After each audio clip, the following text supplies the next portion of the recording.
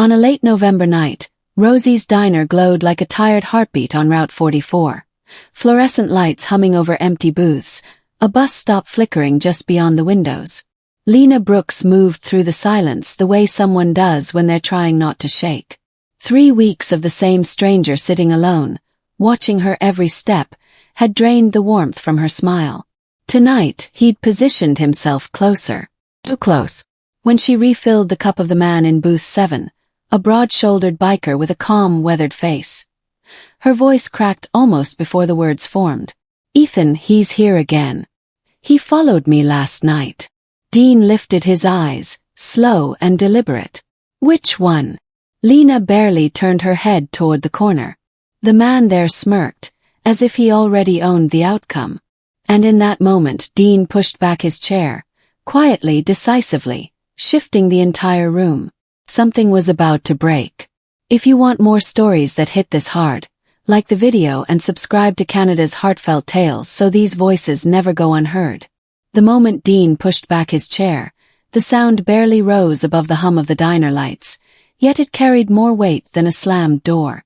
Ethan Keir's smirk faltered for the first time that night, just slightly, like a crack forming beneath ice. The kind of crack that warns something heavy is about to break through. Lena stood near the register, fingers curled against the counter, trying to stay still even as every nerve urged her to run. She watched Dean cross the aisle, his steps steady and unhurried, a presence carved from certainty. People often mistook that quiet for menace. But Lena, for the first time since the nightmare began, felt the smallest sense of safety slip into her lungs. Dean reached Ethan's booth and stopped. He didn't loom. He didn't glare. He simply existed in a way that forced the room to acknowledge him.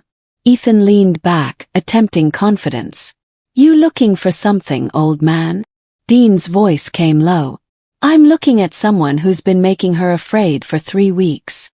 A flicker, anger, defensiveness, passed over Ethan's face. "Afraid. She's overreacting. I come here to eat." Dean tilted his head slightly. "Then why'd you park at the bus stop tonight?" For the first time, Ethan's gaze dropped from Dean to the table, then back up. He shrugged, but the gesture lacked conviction. "It's a public street. Not my fault she's dramatic." The words scraped something inside Lena. She hated how familiar they sounded. Dismissal dressed as reason. It was what her boss had said. What the police had implied. What nearly every frightened woman had been forced to swallow. That fear only mattered after something terrible already happened. Dean slid into the booth across from Ethan.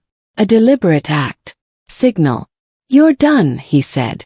"Tonight you leave. Tomorrow you stay gone." Ethan laughed, but his voice shook. "Or what? You going to hit me?" Big tough biker attacks an unarmed man. "You'd go to jail. I'd sue you blind." Dean didn't blink. "I don't need to touch you."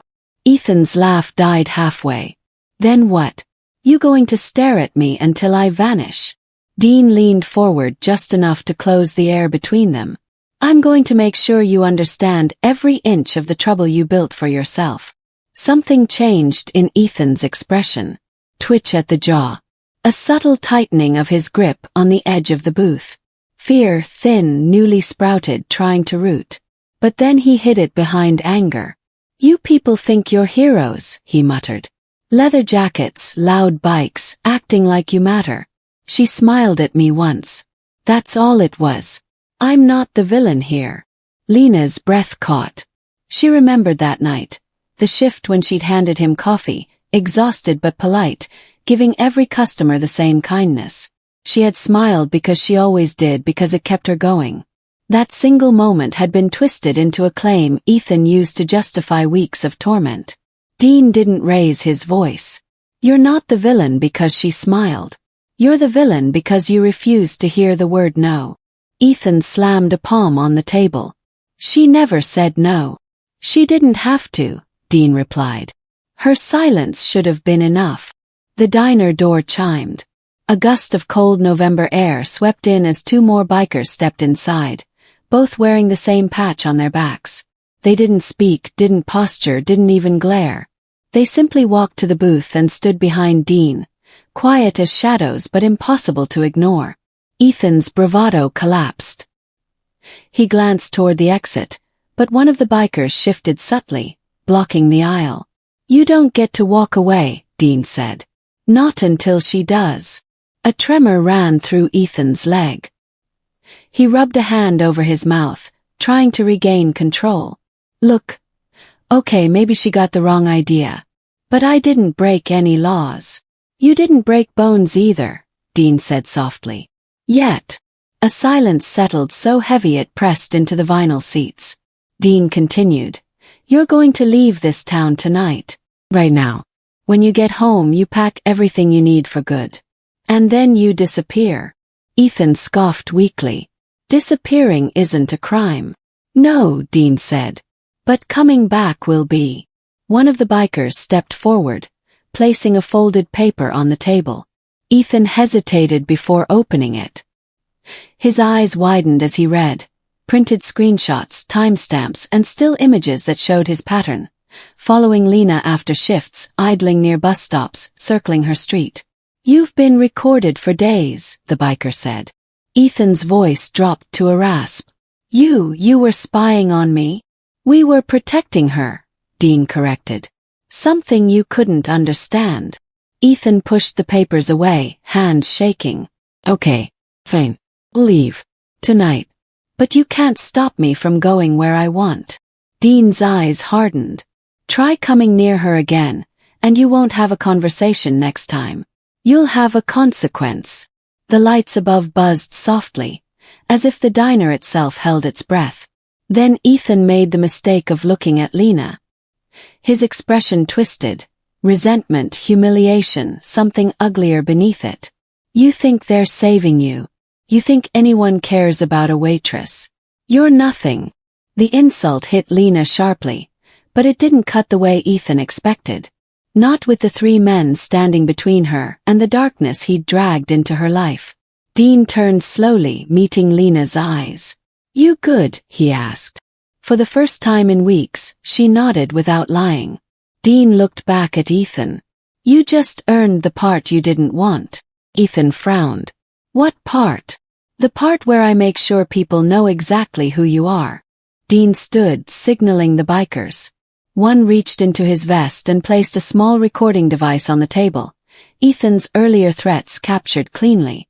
"This goes to every landlord, every employer, every local precinct in the next 3 towns," the biker said. "No more hiding. No more starting over." Ethan's face drained.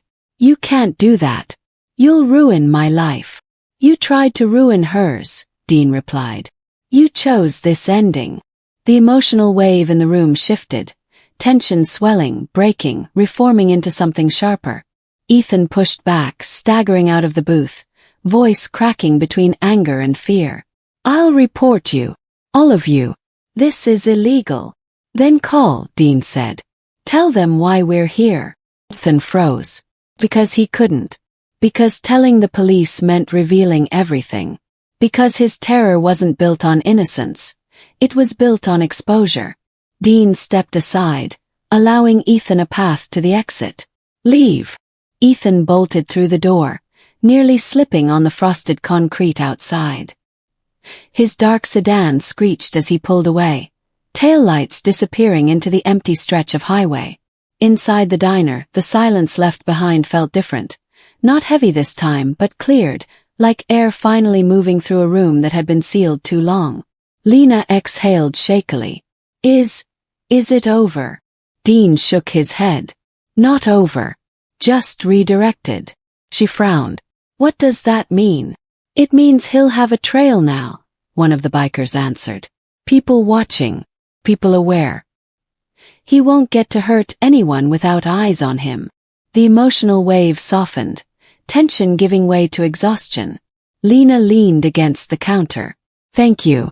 I don't even know how to say it." "You don't owe us anything," Dean replied. "You deserved safety before tonight." The bikers prepared to leave, but Dean paused at the door. "Lock up. Call someone you trust to walk you home. And tomorrow, talk to your manager. If he won't protect you, Then we'll help you find a place that will. Lena gave a small, grateful nod. Dean stepped outside into the cold night, the roar of his motorcycle breaking the quiet as the three riders vanished down Route 44. In the reflection of the diner window, Lena watched the red tail lights fade and felt something she hadn't felt in weeks: peace. But 20 miles away, on a dark interstate shoulder, Ethan Keir's night was far from over. A pair of police cruisers had boxed in his sedan. His attempt to flee the county had triggered a warrant match, an old suspended license ignored for years. His past finally catching up. And as officers approached, one holding the printed photos the bikers had already forwarded, Ethan realized the truth. His escape was over. And his reckoning had just begun. When Ethan reached the station, he expected another chance to talk his way out. Instead, he froze at the sight of the woman waiting quietly beside the desk, a former victim who had spent years rebuilding her life. She didn't raise her voice. She didn't accuse him. She simply looked at him the way someone looks at a storm that finally passed. And in that silence, Ethan understood why running would never save him again. For Lena, the days that followed felt different. The diner wasn't just a place she worked. It became a reminder that fear didn't get the final word. She found herself speaking up more, trusting the strength she didn't know she carried. And when she walked home after her shift with her head a little higher, she realized the world hadn't changed, she had. Dean never asked for thanks, but he checked in once more before leaving town. "You're going to be all right," he said. And for the first time Lena believed it. Because truth, once spoken aloud, has a way of pushing back the dark. Weeks later, as the neon lights flickered across the empty tables, Lena stood at the window and watched a single motorcycle fade into the night. The sound lingered like a promise. No one walks alone. If this story moved you, like the video, share it, and subscribe to Canada's Heartfelt Tales so more voices can rise from the shadows.